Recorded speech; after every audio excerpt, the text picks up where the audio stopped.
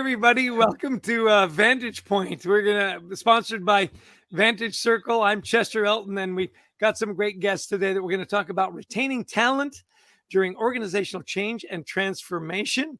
Every organization goes through a bunch of change, and we're here to talk to some great experts about how you retain your great people when things get challenging. And of course, always with me is my dear friend, my colleague in crime, my co-author. We call him Adrian Angostic. He's my best friend, Adrian Gostick. Adrian, welcome to the Vantage Circle. Well, thanks.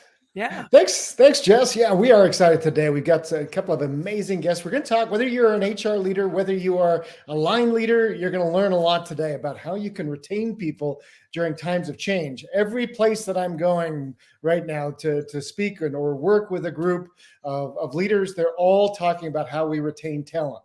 So this should be really packed with lots of ideas and again, we've got a couple of amazing guests. So we'll start with, first off, the amazing Whitney Johnson. She is CEO of the tech-enabled talent development company Disruption Advisors. That's an Inc. 5000 2020 honoree. Thinkers 50 has ranked Whitney as one of the top 10 management thinkers in the world. She's also the New York Times bestselling author of books such as Disrupt Yourself and Build an A-Team. And she's a highly sought after executive coach and advisor. Dennis Hickey is VP of Total Rewards and People Operations for GymPass. And that's a mission-based portfolio of company of SoftBank and General Atlantic dedicated to making well-being universal. Dennis joined GymPass in November of 2019 and leads the team responsible for design and implementation of high-impact and scalable rewards programs in support of the company's rapid growth. He's got more than 20 years of HR experience. So prior to joining GymPass, he held several executive total rewards and HR leadership positions at General Electric. I think you've heard of them, GE Capital, and IBM. Just a couple of little household names there. So we are thrilled to have Dennis and Whitney on the show with us. Thank you for taking your time. So we're going to start with Whitney. First off, help us understand how leaders can help employees feel mentally safer when their organizations are going through transitions. Every company I go into is going through a transition. So it's not just these big things we happen. Every company says we're going through change. And how do you make people feel comfortable with change? Well, first of all, I do need to make a quick correction. I am a Wall Street Journal best-selling author, not New York Times, although I do appreciate how you are visualizing that future for me. Thank you very much. Yeah. So how can we manage through change? Well, as you said, when change comes, it is very disorienting, very discombobulating. And so one of the ways that you can help people feel safer is if you can help them understand where they are. You can help them orient themselves a bit. And so we have something called the S-curve. We call it the S-curve of learning. It's based or drawn from the S-curve that was popularized by Everett Rogers back in the 1960s. And what it does is it gives you this very simple visual model to trace growth, but in particular, the emotional arc of growth. So when things are new, you can say, oh, I'm at the launch point of the curve and I feel overwhelmed and I feel thrilled, but I also feel terrified and discouraged and maybe like an imposter. Growth feels slow. This is normal. It normalizes that experience. And then when they're in the sweet spot, it's exhilarating. That feels good.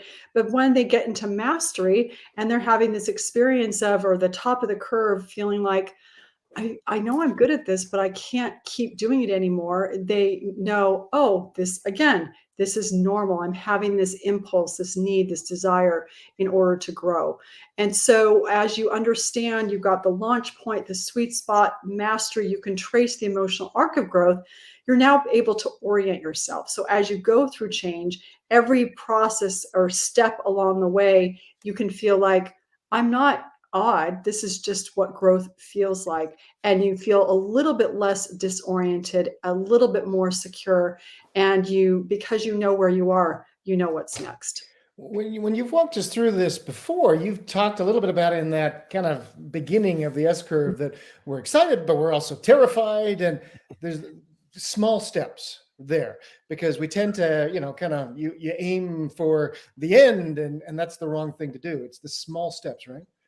Very small steps. In fact, ridiculously small steps. So what's happening is your brain, whenever you start something new, it's running this predictive model.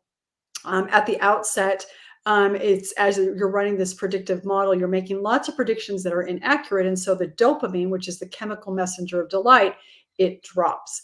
So one of the things you can do is, if you understand that moving along that S curve is a dopamine management exercise, you can say, well, I get more dopamine when I beat expectations. So if I'm at the launch point and I'm making predictions and they're inaccurate, but if I set really small goals, ridiculously small goals, then I know I can meet or beat those predictions. When I say ridiculously small, I mean things like, I want to start exercising, so I'm going to put my tennis shoes on every day for a week.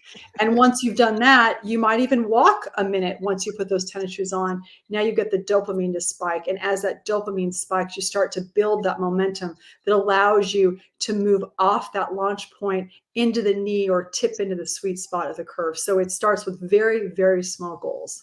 I love your take on that, Whitney, on momentum.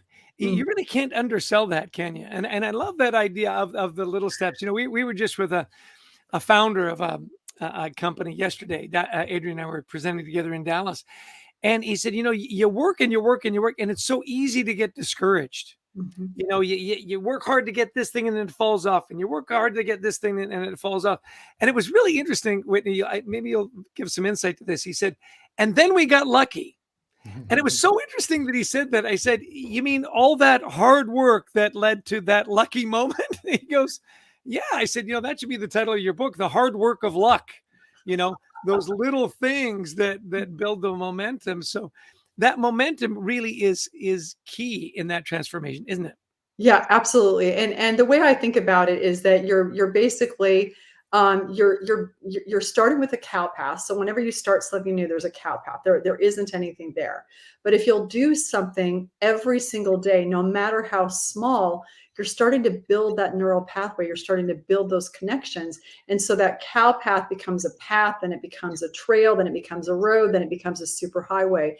And so, as he said, and we talk about, is at the launch point, the growth feels slow. It's not that it's not happening. It's just that it's not yet apparent. But at some point, all those pieces, all those neural pathways, they click, and you lock and load and you tip into that place of, and then we got lucky.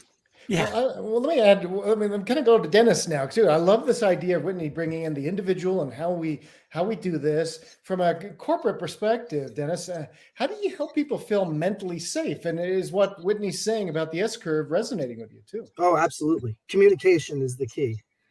Early in my time at GE, I heard one senior leader say, we can align people for any mission, a positive growth mission or a difficult rundown situation. And it was in that context where we decided to exit a business, and we had to be open and transparent with the employees that it was either going to be sale or rundown. And that's really difficult message. Management's inclination is to shy away and communicate less. You actually have to do the opposite and face into that. And when you explain to people what the goals are, and the more specific and sooner you can make them, the more people can align with them. And it was remarkable. You also have to make sure you're paying people well, rewarding them fairly for what you're asking them to contribute, which in situations like that is, extraordinary. But I find that if you've done the basic work, which is understanding your employee value proposition and being transparent with people from the start, they're open and receptive when things change. They want to believe in the leadership. That's human, basic starting point there. And it's the trust of the leaders to lose. And the worst thing you can do is avoid that communication and pull back because times are tough, which although it may be your first inclination. But you must have had a leader who didn't want to communicate, right? How do you coach them through that? Actually, well, I've been fortunate to have some pretty fantastic leaders over the years certainly in the tougher times, we put a lot more, it's not an option to back away from that communication. And we put a lot more support in terms of communication experts aligned with them. setting up the calendar of events, getting, around announcement times, you have to be very guarded. Sometimes there are, information that you can't share with the employees until a specific date. So you have to be very disciplined in your communication strategy. But to get to the level that some of the leaders I've dealt with, it's inherent. I've seen that at GymPass, where I now work, a smaller startup company, as well as GE and IBM in the past. We've had some fantastic leaders. Raising my hand. Can I have a pass to go to the gym? One question for you, Dennis, I'm wondering is, did you find that because of the pandemic, where there was remote work and now hybrid work, that it actually made it easier for a leader to think about communication because they didn't assume that because I can see you, I'm communicating with you? Did you find that communication actually improved through the pandemic? Oh, certainly. We increased the rhythm of our town halls to monthly for global town halls. That's everyone. And we get an update once a month from our CEO on we have a fantastic mission: make well-being universal. It's easy for people to attach themselves to that, and it's got a gravitational pull. But we also have very specific goals and objectives that we needed to do in order to get through the pandemic, which changed our product. We changed we went from physical gyms to virtual, right? Instantly, everybody was remote, and we changed from only physical well-being activities to include counseling, mental health, nutrition, meditation, and mindfulness activities. So we went from a pure one product play that was physical based to a broad well-being portfolio in the matter of less than 6 months, which at a bigger company like a GE or an IBM, I think would have been impossible to make such a monumental shift in such a short period of time. But looking back, it was what set us up for success coming out of this pandemic for years to come. And so it was a little bit of, what'd you say earlier, Chester, the planned luck, prepare to be lucky. Yeah. We certainly wouldn't have asked for the pandemic before it started, but it had some positive, changes on our business, including we've kept that rhythm of that communication you referenced, Whitney, where now we do these monthly town halls. We just had one yesterday. And the specificity of our goals in the short term makes the easy for people to tie to the mission very directly. Even though our broader mission is very, open and ongoing. You made a couple of points there that I just find fascinating. And as I've just the quick reflection, people want to trust their leaders. Isn't that interesting? People want to believe that their leaders are good people. Inherently, we want to believe people are good. And so as you increase that rhythm and that communication, it keeps that credibility, doesn't it? The more your credibility, the higher the trust. I find that so insightful because, nobody wants to work for a bad boss. Nobody says, well, why did you change jobs? Well, I had a great boss and I thought I'd try like a really bad boss because, so really fascinating. Plus I was kind of giggling as Whitney was going through the S curve and saying, and I put on my tennis shoes first thing in the morning. I thought Dennis is going to love that and trundle on down to your gym. Dennis, so you've worked at really big companies and now you're at this startup, and you've talked about kind of what you do when you've got that communication cadence and stuff. How do you prep for that? Like, how do you get yourself ready for the change that's coming? What are some of the key building blocks to make sure that when you've got to go into that change mode, that disruption mode, as we would say, that you're ready for it? Yeah, retaining employees is tough. It's scary, and we're in the eye of the storm right now, where unemployment's been very high. The quit rate has been very high. Unemployment's low. Quit rate is high for years now. I look at our attrition dashboard metrics almost every morning just to make sure that I'm staying on top of it. It's something that I focus on and we care deeply about. The prep work, Chester, is really back to the basics of HR, which is, are we paying people fairly for the roles they're in? Are you covering those basics? You don't have to be the highest payer in the market, but people have to feel seen and rewarded fairly for what they're doing. And then it's really the key elements of your employee value proposition. And I find there's an inverse relationship between the size of the company and the ease to tie employees to the mission. The bigger companies, when you're at a GE, especially GE Capital, you're helping clients who lend money to businesses who lend money to other businesses who make products that affect people's lives. You're 3 or 4 steps removed. At a smaller organization, it's much easier to connect people to the mission because, one, you're not 4 steps away from anyone. We're very flat, we're very lean, we're very fast. And 2, you don't have the bureaucracy and the multitude of products, one industry, one mission.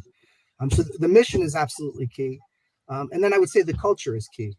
And right now, I think we're at a really interesting point in history in that the role of benefits in the employer-employee relationship has had a few pivotal evolutions over the last few years. And if you think about before the 40s, benefits weren't really offered. And then unions took a bigger role post-World War II and benefits started getting richer. Then after, fast forward to Obamacare, when minimum standards were set as a floor for benefits, they almost became, for anybody with more than 50 employees, very similar as you go company to company.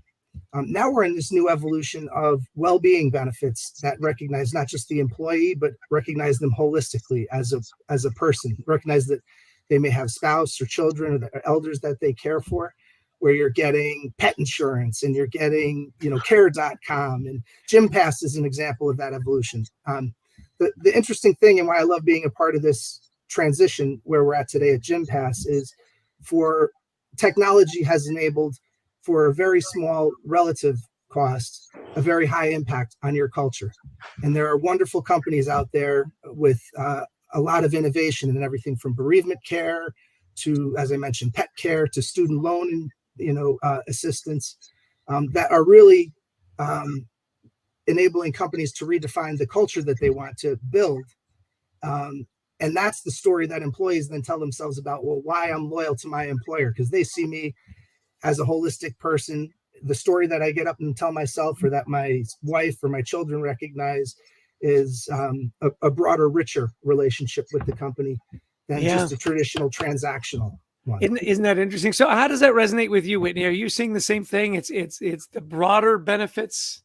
And by the way, I just want to interject that my daughter-in-law, has a dog that got really sick and paid $10,000 to the vet. And I thought, you better really love that dog. I don't know that I do that for one of my kids. I'm kidding, but 10,000 really is the upper level. So Whitney, back to you. Like, is that resonating with you as well? Yeah, well, a few things are resonating, Dennis. One is this idea of there's an inverse relationship between the size of the company and how tied people are to the mission. That's really reminding me of what you said earlier of the importance of communication. The larger you get, the more you have to be able to communicate and amplify what the mission is. And then Chester, I think to answer your question, I think this is one of the gifts of the pandemic. There are many gifts actually, but one of them is that it accelerated us focusing on the whole person. And people are saying, I need you to care not just about the work that I do. I need you to care about me. I need you to care about my family. And I think that is a really positive thing. So the short answer to your question is yes, that resonates. And that's absolutely what I'm seeing as well. Excellent. Yeah, if there's a silver lining, as you say, Whitney, to the pandemic, is that actually managers got a little bit of a heart. They got a little bit more empathetic as they realize they have to do that now. We can't leave our personal lives at the door anymore. We actually have to care about the whole person. Do you know what I wonder too, Adrian, is did managers get more empathetic, or was it just now okay to wear your heart on your sleeve? Because that's a great question. The chicken or the egg? Like, were we always wired this way, and then all of a sudden it was safe, or did the pandemic make us more empathetic? Yeah, Dennis, what do you think? I that resonates with me quite a bit. I'd say there's probably a generational complexity to it, in that the younger generation that's just entering the workforce, this is all they've known, so it's going to feel very natural to them. For me, it was, I will say, a little bit uncomfortable seeing into people's homes and seeing pets and spouses and children in the background in the beginning. It just wasn't the corporate culture that I was raised in. But I think it's a really positive evolution in that the companies now have the ability, and I don't think all are there yet when you look at the number that are still sort of stuck in the old way, but the ability to see their employees holistically, as Whitney said, and really make the connection, which is going to ultimately be sticky for retention purposes, not just about, is it the highest salary in the market, but do you have the best quality of life? Do we provide the right culture? And do we provide the right benefits that you provide is actually a message. It says something about how you value the employees. Interesting story. In my early days at IBM, we did a ton of acquisitions. One of my roles was working on the front end of deals, and it was a fantastic job. I loved it. We spent a lot of money. And one of the consulting companies we bought, without even thinking, we took away the free coffee and snacks because it just wasn't in our budget post-deal. And we went through all the other communications and the plans, and we thought everything was great. And then we got feedback that the signal, and think about it, you're spending hundreds of millions of dollars to acquire an organization.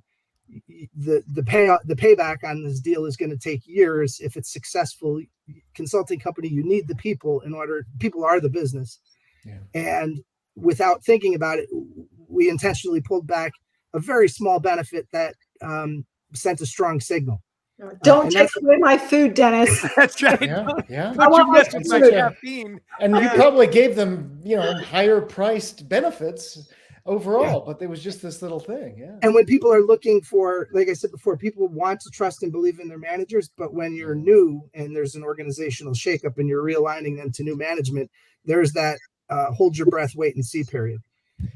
And you have to be very aware and conscious of what unintended consequences and what small messages you have that could ripple and create problems. That was the big buzz. I think the generational thing you bring up is huge too, Dennis, is that, we, Chester and I, the last 2 weeks, we've been in 4 different organizations, a couple of pharma, Sonic Drive-In. We spoke to their 1,000 managers and everybody is wondering, how do I get this? People don't want to work today, these young generation, et cetera. And there is this feeling, and the young people we spoke with as we wrote Anxiety at Work, is that capitalism is kind of failing us and companies don't care. And I saw it, mom and dad got laid off. Nobody cared about them. And so there's this feeling out there that we have to overcome, and it's hard. And as you look at this younger generation, I love what you're saying, Dennis, is that these are promises we make to people as they're coming into our workplaces, and can we live up to it? That's a big ask of companies, but we have to do it. Yeah, and I just want to jump in. It's so interesting. I just went through this with my oldest daughter, and the word flexibility keeps coming up. Because and different generation, right, Dennis? I mean, she's got her full-time job, and then she's got her passion, which is her charity that she's got a wonderful bookmobile. By the way, Antelope Lending Library.com. Make your donation today.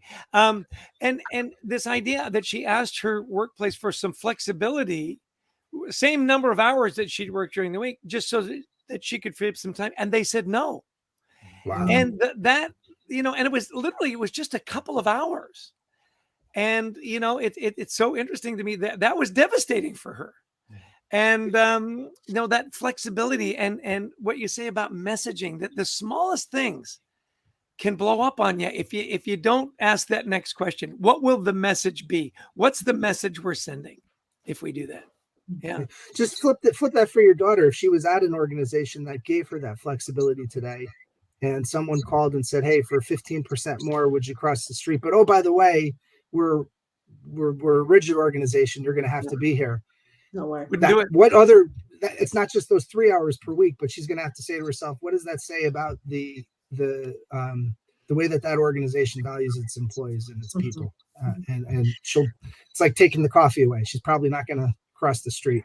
Yeah, and just one more thing on that. Let's ask Whitney. Yeah, Whitney, you want to jump in. You're the guest, so talk. Just one of the things that is coming up for me is I remember a few years ago, probably 5 or 6 years ago, I wrote this article about how people wanted to dream for a living. So for decades and decades, the Industrial Revolution, it was like, you'll make more money, Henry Ford. And if you make more money, then you can go purchase the things of your dreams. But as we got more and more able to purchase, the home of our dreams, et cetera, we started to have this feeling of, I want to bring my dreams to work. I want to dream at work. I want to do what I love at work. And so for me, and when I think about millennials in particular, people have called it the Great Resignation, but I actually think it's a misnomer. I think it's the Great Aspiration. And when we look at millennials in particular, what they're really saying is they're not giving up. They're not saying I don't want to work. They're saying I want to bring my dreams to work. I want to be able to work, and I want to do the antelopelendinglibrary.com.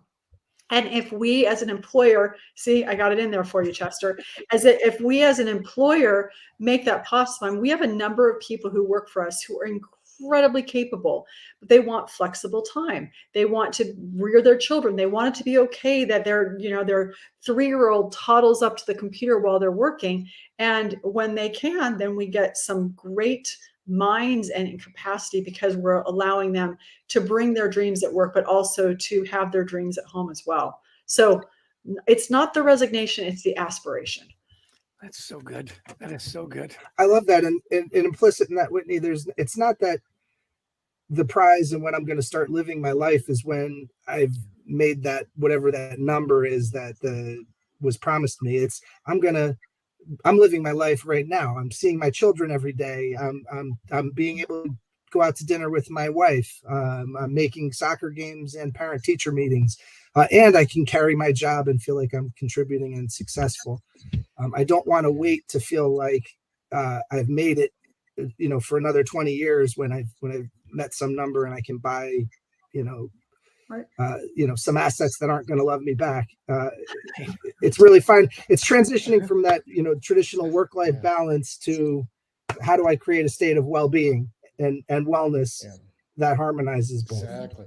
I hope people are taking notes, because this is so powerful. This is so important. And so many are asking people like Whitney and Chester and I, how do you retain this job? Nobody wants to work. These are the answers that we're starting to talk about now. And it's hard, isn't it? It's not easy stuff. We've got to work at this. But when we were at Sonic last week, they were saying, we've realized, when you used to apply here, no, these are your shifts. You can work your shifts. Now, if somebody wants to work Friday afternoons for 3 hours, we'll take you if you're good. And because the rest of the time they want to raise their kids, as you say, it's flexibility, as Chester brought up. So by the way, let's give you a moment now. Whitney, how do people get a hold of you? How do they learn more about your work? Oh, well, I thank you. I feel like I need to do antelopelendinglibrary.com. Wait, that's Chester. So I think one really simple way is I have a podcast. It's called the Disrupt Yourself podcast. We actually have Steve Young on this week, and he talks a lot about anxiety right at the outset. And I know that's something that you care deeply about, Adrian. Mm-hmm, yeah. So that's a very simple way to engage, which is free, although, you have to spend the time listening. And then I have a book out, which you can see right behind me, called Smart Growth. And I'll let you do the advertisement for my book. Isn't that where you say buy 20 copies now or something? Anybody can buy just one copy. I think it's a great gift for like weddings, bar mitzvahs, birthdays, anniversaries. Really, Smart Growth. Buy it by the Christmas is growth. coming. Yeah, exactly. Christmas is coming. Exactly. Yeah, Dennis, tell us how do people learn more about you and GymPass? Well, check out our website, gympass.com. And GymPass is the world's largest corporate well-being partner. And so we partner with corporate organizations to provide their employees with a broad array of well-being solutions. So access to any gym you can imagine in the US, be it in the city or back home where they work. We have app partners like Calm. I feel people can get meditation, nutrition, and well-being and therapy. And we partner with the organizations to provide this to their employees and have an impact to make it a better, more attractive place to work. That's awesome. We By love the way, what you're doing. Yeah. Huge fan. Have the Calm app and think about GymPass every time I use it. I've been using it for years.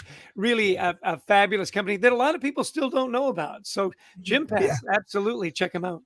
We started in Brazil, and it's at the point there where if you don't offer it, people don't want to work for you. It's a premium corporate benefit where I've gotten employees getting poached where, some of our tech team and other companies list the Gym Pass benefit proudly as one of their star benefits that they offer to attract people here. So we came into the US about 3 years ago, and we're really starting to hit our stride here. It's Awesome. been a lot of fun. Oh, thanks. Thanks for both of you being again. We've got about 20 minutes left. We've got some really good things I think to get into now. Let's come back to this idea of retaining people during change. And Whitney, your whole model of disruption is about kind of breaking people out of their comfort zones, but especially anybody with anxiety, anybody who's kind of feeling so much stress after 2.5 years of COVID. We love our ruts. Don't get me out of my rut. I love it. How do you pull people out of a rut when it's so nice and warm and comfortable down there?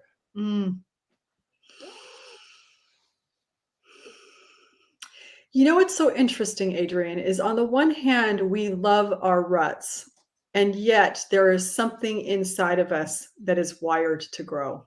And so we really do continually face that dilemma of, I want to be comfortable, but I also know that if I don't risk anything, if I'm not growing, I'm stagnating or I'm dying. So I think that's one thing. That's not tips, but here I have a few tips for you. Number one is you can use the S curve to say you're going to be thrilled and you're going to be terrified. This is normal. That helps us calm our brain to know that we're in a normal situation. We start small, like Chester was reminding us just a moment ago. And then a couple of other things to just remember is that when you're trying or thinking about doing something new, your brain is going to play tricks on you. And this goes to this idea of anxiety is you think about, I'm going to do this new thing.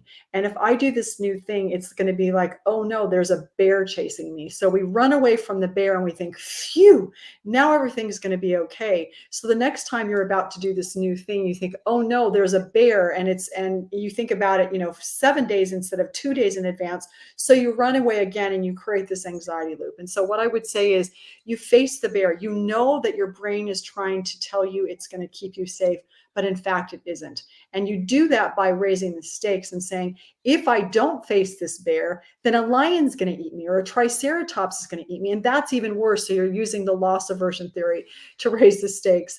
And then the final suggestion that I would make is do it with people that you trust. I think this is where you look at, there's some great research out there that says that when you look at a slant of a mountain, if you look at it by yourself, it feels quite daunting. But if you look at it with someone that you trust, it feels much more doable.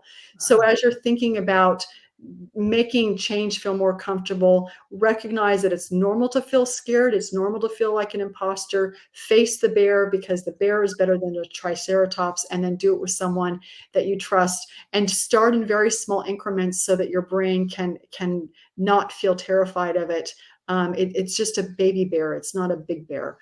So those are some suggestions I would make. That's awesome. Dennis, what would you add from HR perspective coming in? How do you get people out of their comfort zones when maybe they're grabbing on and don't want to make the move? That's a great question. That's more applicable, I would say, in my prior large corporate life than in my current. There's very little comfort zone in a small startup environment.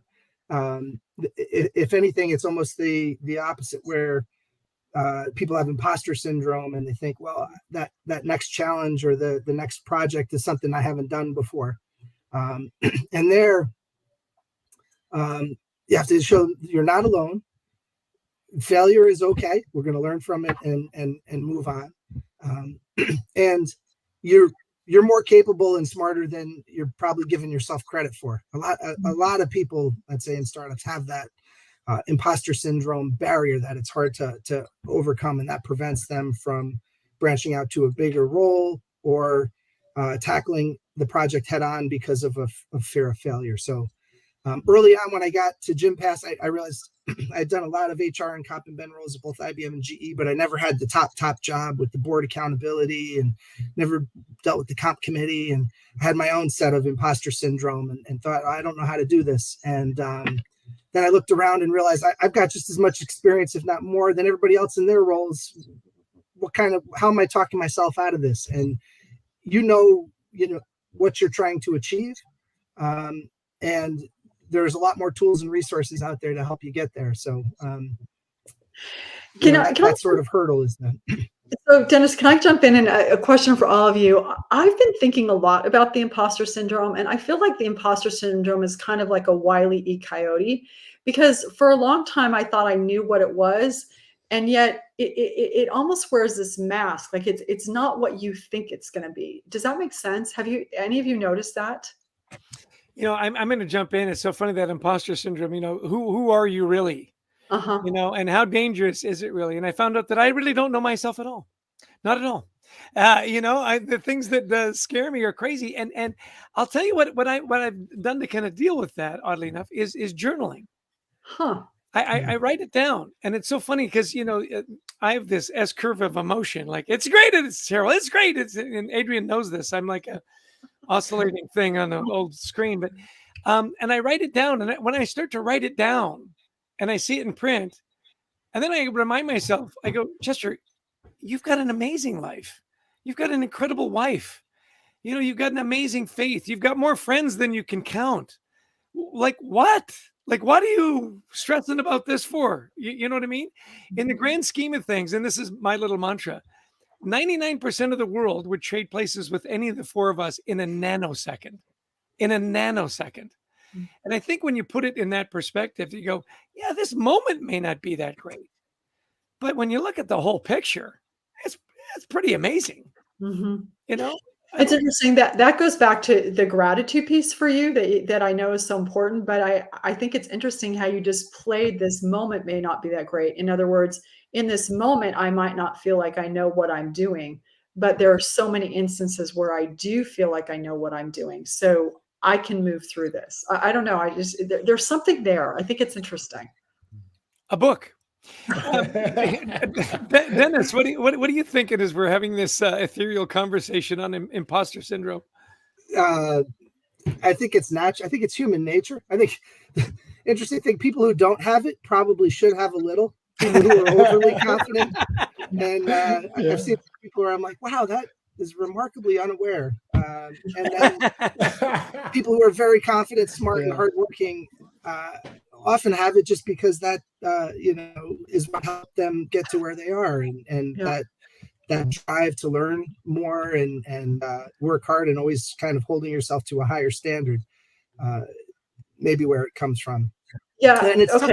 Oh, sorry, Whitney, please. Well, just one last thought on that, because when I was listening to you talk and you were saying I was having imposter syndrome, I was thinking, and probably Adrian and Chester, you were thinking the same thing. What, are you kidding me? Like, you were at General Electric, you were at IBM, you're at Jim Pass, and you're having imposter syndrome? Like, that's what was going through my head. Yeah. Were you two thinking the same thing? Absolutely. I think the line of the day, though, Dennis, is people who don't have imposter syndrome probably should have a little. I love that idea. My dad had an expression. He said, see that guy over there? If you could buy him for what he's worth and then sell him for what he thinks he's worth, you could make a killing. That's a great line. That's a great line. I think there's also a little bit of an evolution with the times, too, with social media world. We're so conditioned to see, like, I see what people are eating for dinner and Facebook and think I can't cook like that. And I see, their wonderful vacations and I didn't go any place that wonderful.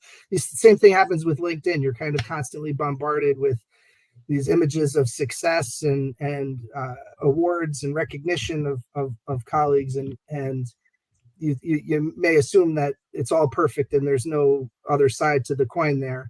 And then look back at your own career and be like, well, why haven't I done this job or gotten there? And there's a lot of positives that come out of the social world, and LinkedIn's had, a lot of,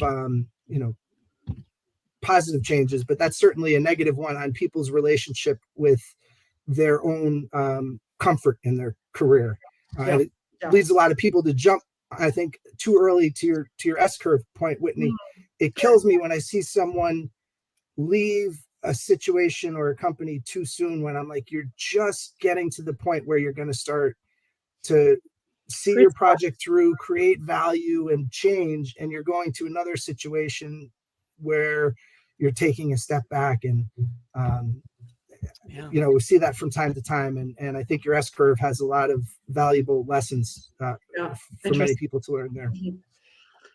So back to, this idea of retaining talent and this change, and all this, I think, plays into it, the imposter syndrome and flexibility and so on. Dennis, you talk about transparency and how important that is. What are some of the mistakes that leaders are making that we need to avoid who maybe aren't transparent during times of change? Well, whether the leader themselves is transparent or not, the internet's going to force you to be.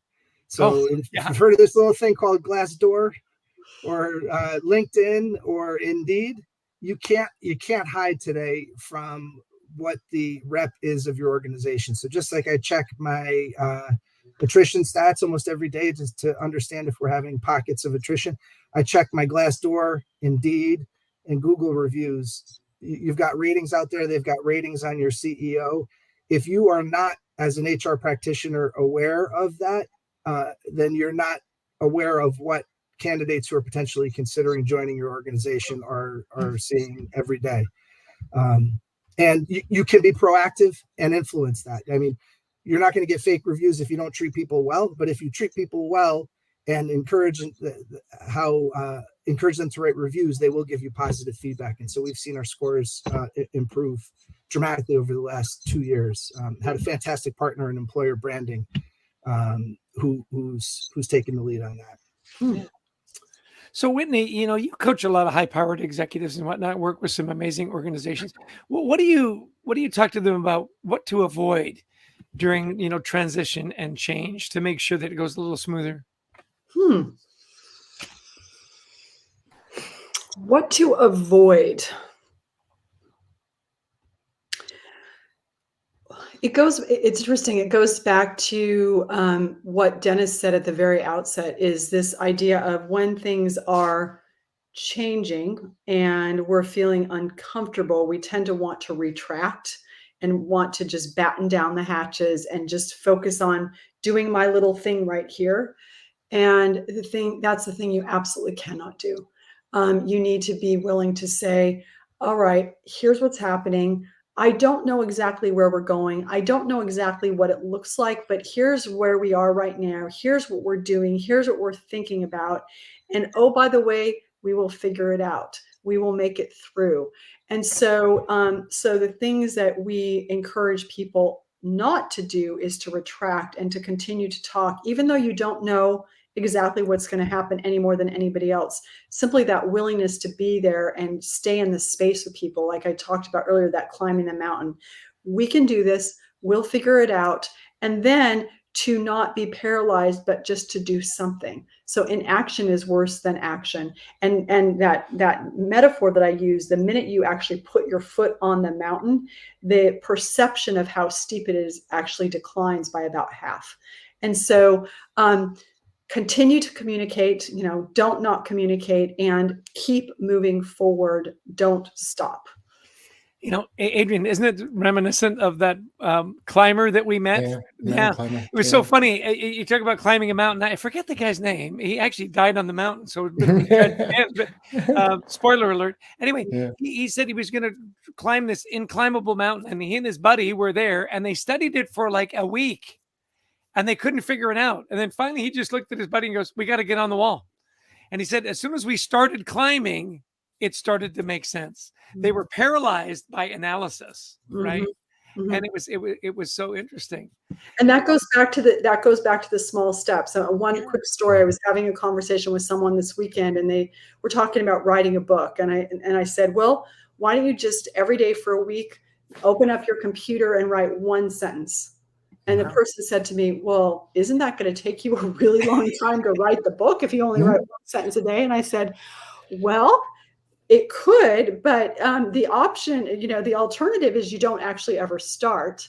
And once you do start, that one sentence is going to turn into 2 sentences and 4 sentences. And so it's just exactly moving forward. Yeah, you know what Adrian and I do when we start a new book? We number all the pages. Oh, yeah.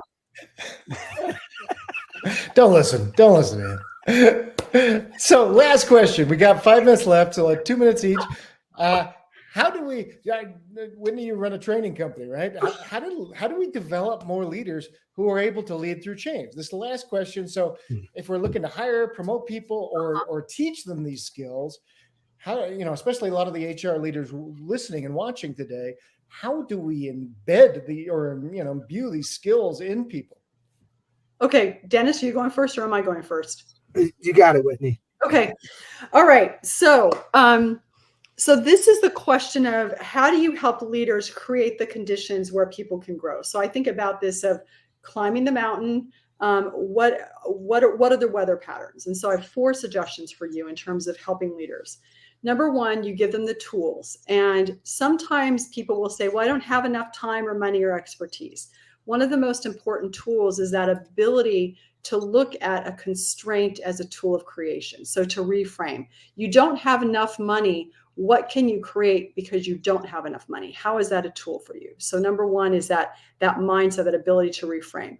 Number 2 is tap into their purpose. Why are you on this mountain? Why are you working here? Because if you don't feel motivated to work here, you don't have that intrinsic motivation, it's going to be tough. So tap into that intrinsic motivation and tap into people working together. My daughter is in college. She told me that today her entire class took a test together, the midterm. The teacher allowed them to crowdsource the answers. And I thought, well, will they know if they know the material? But then I thought, you know what, that's really smart. Because what do our people need to do in the workplace? They need to work together. And so he gave them that experience of working together. And then 2 other quick things is give them difficult things to do and then say, I think you can do it. That's how you're going to create conditions where people are resilient. And then finally, one of my favorite questions is when things don't work, ask the question, what about this? Why did it not work? And don't focus on the people. What in the system was incorrect that made it not work? Because that allows people to focus on problem solving, not blaming, focusing on and building resilience. So give them the tools, allow them to reframe, tap into why they're doing what they're doing, reward them for collaborating, give them hard things to do, say you can do it, and then ask the question, did you fail or are you learning? And that will create the conditions where people can, in fact, manage through change. Wow. Excellent. Yeah. Dennis? I love that. Are you learning, Whitney? That's a great way to frame it. I would say managing people is hard. A lot of people. That's going to be the take home for today, Dennis. Managing people is hard. Yeah, that's your next book, Dennis. Managing people is hard. Reminds me of The Road Less Traveled years ago. I think that's the very first line of the book. Life is hard, but if you try and avoid it, it gets more difficult. And if you accept it, then you can work your way through it. And the number 1 goal of the manager is to connect the team and help them get greater performance for the organization, right? You don't get that by micromanaging, criticizing, and making them feel insecure, which a lot of managers do because they themselves feel anxiety at work. They feel pressure and they feel like they're being judged. The best thing that managers can do is frequent one-on-ones, start every conversation instead of with what's the priority with how are you, like, sincerely. If you don't care about people, you shouldn't be in a leadership role. You could be the best software engineer, the best salesperson, the best data jockey on spreadsheets. If you're not taking that managerial role because you care about people and you want to help them get ahead in their career, and by contributing and growing, then you're in the wrong line of work. So the best leader that I ever had at GE started every conversation with me with a real sincere, how are you? How's the life? How's family? Are you sleeping? Are you well? Are you healthy? Is there anything? And we would talk about, and it was not, the first few times it felt very uncomfortable because I had always been managed, with a more corporate militaristic type of style. And then I began to realize, no, she really cares. This is sincere. This is, and it opened up a different relationship of trust where then I felt more empowered to take risks and grow my career. And so I've tried to mirror that as my career's grown and I've managed more people. Sometimes people, I've had conversations where people feel like, oh, I'm a failure because I missed, minor things. And I'm like, look, you're juggling 100 balls. 1 or 2 are going to drop. Yeah. The most important thing is the big focus on the strategic priorities and projects that you're driving, and you're hitting it out of the park on that. You're not in a leadership role because of, you don't forget any item on your 100-line spreadsheet in the week. Yeah, a few of those may drop, but the impact on the organization is the broader strategic impact. And when you support and build their confidence instead of trying to critique and knock it down, I think people, one, are more loyal to you and are more likely to stay, but they're also more likely to grow. And it's wonderful to see. Look, I look at all these relationships as temporary. I could be working for them in a few years, or they could be at another organization. It's not a transactional relationship. It's a long-term investment that we're making in the relationship. So, it's so interesting. It really does come down to caring for people, doesn't it? Mm-hmm. Listen, I know Adrian and I love to take notes, and I've got so many great takeaways. I hope those of you that are listening and listen to the replay have it as well. I love the idea that people want to work for a good boss. They want to trust the boss. Do it. Take your journey with good people. Whitney, you made that point. I love that. Travel with good people. Well, listen, this has been a Vantage Point View from the Top. It's our live stream series. We've been talking about retaining talent during organizational change and transformation with two amazing guests. Dennis Hickey from GymPass. If you don't have a GymPass, get one. Go to gympass.com. And Whitney Johnson, our longtime friend, Disruption Advisors. She's got a wonderful book, Smart Growth, and an amazing podcast called Disrupt Yourself. In fact, she inspired us to start our own podcast, Anxiety at Work. Now, listen, this is all brought to you by our sponsor, Vantage Circle. Go to vantagecircle.com. You can get the replays of the other 5 live streams that we did. You can actually get SHRM credit by going to international marketing at vantagecircle.com. They've got a wonderful assessment called AIR that you can take a look at and see if your programs are really delivering. So thank you so much, Vantage Circle. Thank you so much, Dennis Hickey, Whitney Johnson, and as always, my dear and wonderful friend, Adrian Gostick, who is the actual writer. When I said we number the pages, I just number the pages. Adrian writes all the words, and that's why we have such a good partnership. Take care, everybody. Thanks, Have everyone. a great week. Thanks, guys.